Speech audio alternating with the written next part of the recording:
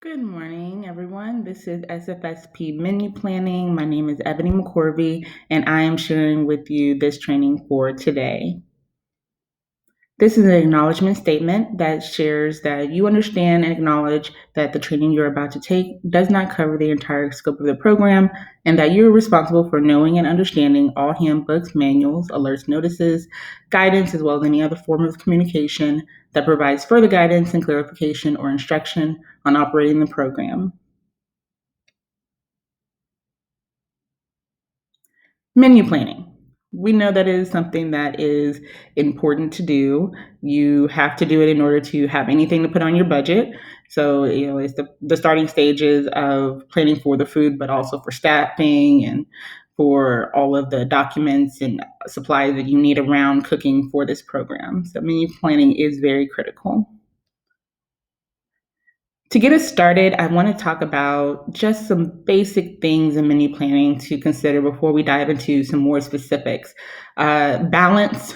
This is in the way of the components through this program that we do this, but we are trying to achieve through menu planning balance in all the meals that you're serving throughout the summer, not just from day to day, but week to week and over the entire summer. Use whole grain rich food items to provide balance to strong flavors. Whole grain rich items are not required in the summer food service program, but they provide something different in the way of nutrient quality than, say, white grains like breads or white rice or something like that. But the whole point is you want to keep enough variety in your menu planning to that the students that are participating in it get excited to eat it. Some other consideration could be serve a heavier dish with a lighter dish. Look at our examples here below. And for summer program, you're not going to be serving the 1 to 2 year olds on the right side, but this is good for example of balance. So on the left-hand side, this is for children ages 6 to 12 and 13 through 18. We have our cup of milk, we have some watermelon, the brown rice, and this chicken stir fry. You have the protein and the veggies in the stir fry with the nice rich whole grains. Again, for summer food service program, it's not required that you do whole grains, but think about, if that was white grains, how whatever that white part is with the chicken in this stir fry is, how that will wash that out. The brown kind of gives it a little color. And of course, a sauce could go on top of that to even add extra flavor and color to the dish for this and make it more pleasing for the students. But also the watermelon providing a lot of good color. This is a good example of balance. And then on the right-hand side, it says that this is for children ages 1 to 2, but we know some 3 to 5 year olds or kindergartners, first graders that would probably like this plate too. So you would still might see a menu like this for summer food service program. This is for grilled cheese and broccoli that is maybe fresh or frozen, that was steamed, maybe seasoned, and you have blueberries. The blueberries look fresh. They look like they probably taste sweet. They're nice colored. The milk is in a glass, and everything on the plate looks pretty good. You have the heaviness of the cheese. You have gooey, fatty sandwich. You have the broccoli, a little bit of bitterness. You have the blueberries, the sweetness. So you might not like this plate altogether, but for kids, again, in these programs, we're trying to achieve balance. And through the components, if you follow the meal pattern, you really can achieve that. Contrast is another thing. Serving different textures. Now, someone might say the one on the left side picture might not be something you really want to eat, and that's fine. These are examples of what we're meaning by contrast in your menu planning. So, something crunchy, like crispy raw vegetables with creamy yogurt. That's the picture that is on the right. That is some yogurt dip at the top of it. Then you have that plate of those look like bell peppers, and so the children could dip the bell peppers in this yogurt dip. You could flavor that yogurt dip to make it more appeasing for them with some kind of herbs or something sweet or something like that. And then you have the scrambled eggs with the yogurt on the left side. And you have the creamy eggs with the cool yogurt and the blueberries on top with the nice firm, probably fresh fruit. That's the mixture there with the strawberries and melon. But think about all these different textures. You got crunchy, get a little bit sweet, kind of squishy or pillowy texture with the eggs. You got creamy with the yogurt, and so these are the kind of thoughts you can have in menu planning, of course. Eye appeal. So cutting your oranges into moon shapes, for instance, instead of just the regular slices. If you do moon shapes, it makes it so the pretty color of the orange comes through all together instead of say seeing the white lines with the oranges. And these are things that when you take your staff or you have some kind of training with your staff on the presentation of the food, these are the things you can bring up. Include space on the plate. These are kind of a general technique. You might not be able to do these things as you're preparing unitized meals. And so all of this is relative to the type of meal service you have, but still a consideration. Use different types of bowls, plates, etc. In a restaurant, that'd be more prevalent. And when you're eating in front of each other, which of course with COVID-19, we really haven't been able to do a whole lot of, or you have to do it at a reduced capacity. You might have to change your meal service type to unitized or grab and go, home delivered. So some of this isn't relevant for a pandemic, but under normal circumstances. So menu planning. We're going to kind of go around this semicircle and we're going to talk about different categories. The first thing we're going to talk about are preferences for menu planning as considerations. So culture could be the first consideration you make. When we say something like zip code or religion, ethnicity, school attended as a part of the culture, what we're saying is that where your students are growing up, the people that they're growing up beside, the restaurants that are available, the churches, the schools, and all the resources in their community affect their food preferences. I think everyone would agree with that. When you look at even among probably your family or your friends, if you grew up in different parts of, say, Dallas, you might have different food affinities for something like chicken versus tacos. So culture has to be considered whenever you are serving in community because you are part of a community-based program. And so you want to know what those communities are typically already eating. Appeal, colors on the plate, familiarity, ages, those are just from the first jump in looking at it. You pull it out of the Cambro or you're serving it in the cafeteria style, someone walking by without knowing anything else about it. What appeal does it have? Does it look pretty? A lot of colors? Is it some color? Could it use more color? How familiar is it to the students that you're serving? I know that we want to introduce students sometimes to new things, and during certain times, you might find it hard to find certain produce or something that may be a favorite. So you might have to substitute for something that might not be the favorite at all. But imagine if it was something that was not familiar to them at all. Say, imagine if an apple was unfamiliar to the students that you were serving it. It's completely familiar to you and to us.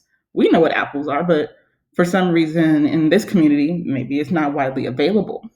So the familiarity, and you can do surveys or just look around, kind of get to know your families. If you live in the same areas that you are serving in, you might have a better understanding of what your community might like.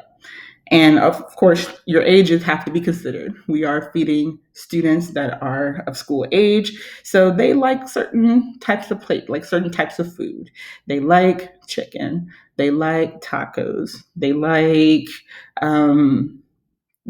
things that they would have at school, or maybe as a drive-through with their friends, or something that is a treat for them. That those are the foods that they like. They like drive-through things, so you can always make up your own versions of what are popular foods and add those to your menus. Flavor is the next. Spices, sweetness, condiments.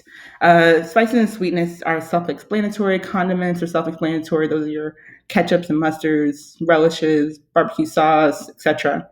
But complementary foods, when you think of something like, say, chicken fried steak, you might think or appear, an image might appear in your mind of mashed potatoes and green beans or corn or something like that on the side of it. Because in America, that is something that you typically see as images put together for chicken fried steak. The same should go for your menu. Make sure the items are complementary to each other in some way. Do they taste good all together? You should do taste tests in your kitchen for these things if you can. If you can't, of course, getting the feedback from students after they're on your menu and tweaking it is always an option. To tweaking your menu, I mean. Times of the year, the summer months, your summer food service. So you should know, what is the produce that is in season at this time of year? What is the weather doing that could affect my ability to get certain things on my menu? Daily activities that you're doing with your summer food service program. Of course, everything, all of this is covered in whatever regulations with COVID-19 and safety precautions that you can do. But usually, for summer programs, kids are playing sports together and they're interacting a lot and moving around. You do things like that to keep them engaged and keep them coming to the program. Um, so making considerations for daily activities if you're in person uh, is good. Quality is the next. All right, fresh, frozen, or canned. Those are the choices for produce. For meat, you most people are getting them frozen or fresh. Canned maybe for tuna, but usually there's not a large quality concern if you are serving, whole meats or chunks of meat with with your menu, especially if you're going through a distributor like Labatt or Benny Keith, U.S. Foods, something like that. They have these accounts with several school districts, so they know items that you can processed items that you can put onto your menu that would go over well. And if you are, making everything from scratch, even better. But let's talk about produce for a second. It's really your choice in which, do you want to serve fresh pineapples or canned pineapples? Consideration you can make for that are acceptability. For me, I don't like frozen strawberries, for instance. I'll eat them in a smoothie, but having frozen strawberries thawed out, I wouldn't like if someone served them to me. So something like that is what I'm saying, considering acceptability. You might find that frozen blueberries are acceptable for your students versus frozen strawberries or some other kind of berry. And they prefer, say, fresh watermelon to, you know, apples, for instance. Then cycle menu frequency is another consideration under quality. How often are you serving these individual items from your menu and the collective dishes from your menu? Do you have a 2 week cycle menu? Do you have a cycle menu at all? If you don't, we're going to discuss that later. But we recommend that you do have a cycle menu because it really can help you with budget costs, because in inventory it can balloon incredibly, and you have all these different products when you don't need to. And so menu planning helps you get ahead of that and think through how you can utilize maybe one product twice. For one way on week one, it is in a chicken in a chicken wrap, and on week two we're using it on a salad, something to that nature. Planning.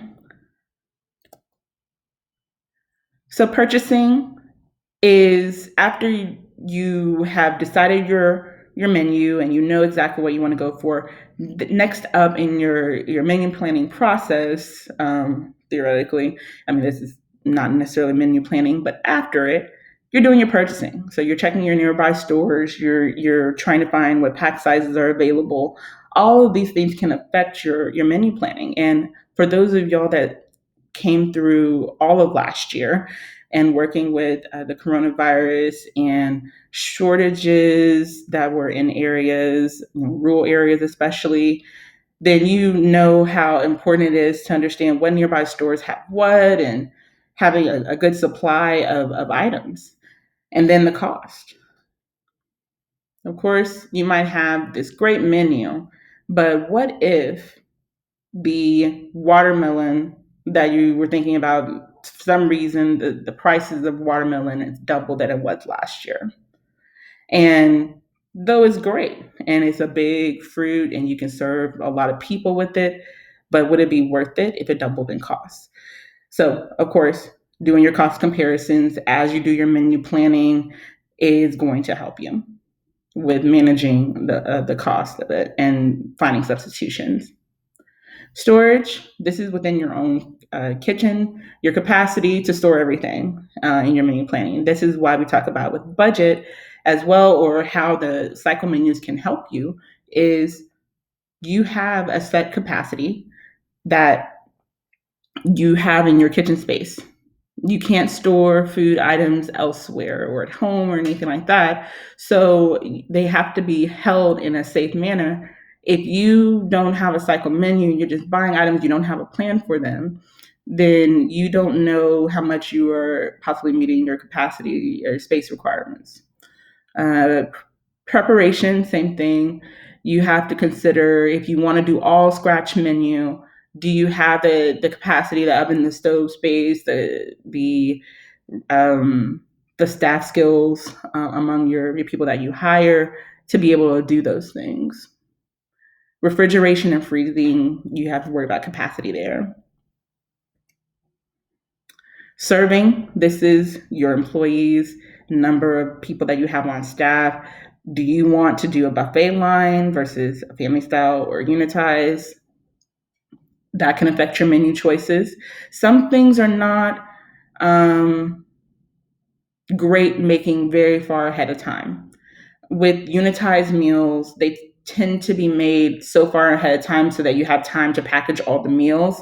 But you have to consider every minute and hour, of course, that goes by, the quality of that food that is sitting inside that box, whether it's a cold box or a hot held box for distributing unitized meals. The quality of that is going down because things are happening inside of that box. So just make sure you make those considerations too whenever you're doing your menu planning, or how you package the food, for instance. If you are doing a sandwich, maybe not putting the dressing on the sandwich and enclosing it in a box and then, shipping it through the delivery and serving it, an hour and a half later would be the best thing to do because the bread might be soggy, for instance. So that's what I mean with that. Transportation, your distance to and from the kitchen. So this goes hand in hand with what I was just giving the example of for the sandwich and the unitized container, and you put the dressing on it or mayo, mustard, whatever it is.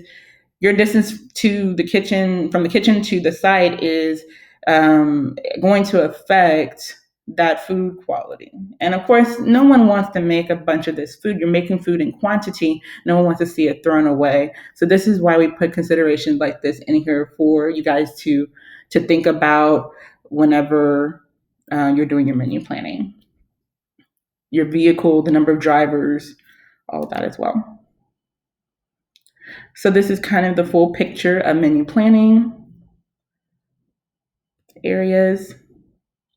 Next thing we want to talk about are food safety. We know the food safety basics. We're not going to go through these things, but food safety is a very important topic when you're considering summer food service or any food service program, of course. And in this time period, we know that all too well because we are having to wear masks. We know the news as far as Texas and those things might, of course, will be changing soon. But you have safety rules to follow whenever you're doing summer food service program. Make sure you have staff that are trained to know these kind of terms like cross contamination. Do they know what that means? Do they know that you can't go from making raw meat or handling something like raw meat with your gloves to handling lettuce that is raw that will go into a salad? Do they know about storing chemicals next to food and where how to clean up, spills and things like that? Make sure your staff is aware of food safety. We would be remiss if we did not mention food safety as a concern. Make sure you're making considerations for the temperature danger zone. When you're doing your menu planning, know what your hot stuff needs to be and what your cold things need to be. It sounds kind of silly, but once you get into the actual prep of things, you might not remember that you just kind of put the fruit in there with your, say, chicken stir fry or something. The fruit is supposed to be cool and the stir fry is supposed to be warm. So make sure you're minding your temperature zones of what is supposed to stay cold and what is supposed to be hot. You see, for cold, it's 41 degrees and below, and then for hot, it is 135 and above, depending on what the item is.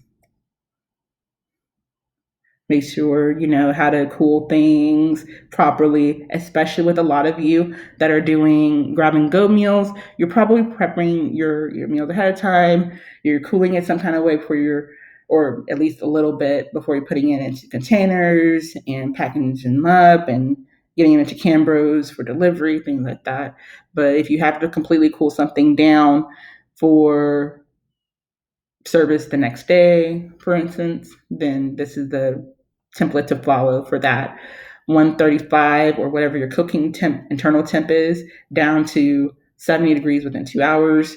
And then from 70 degrees, they have 4 hours to get to refrigeration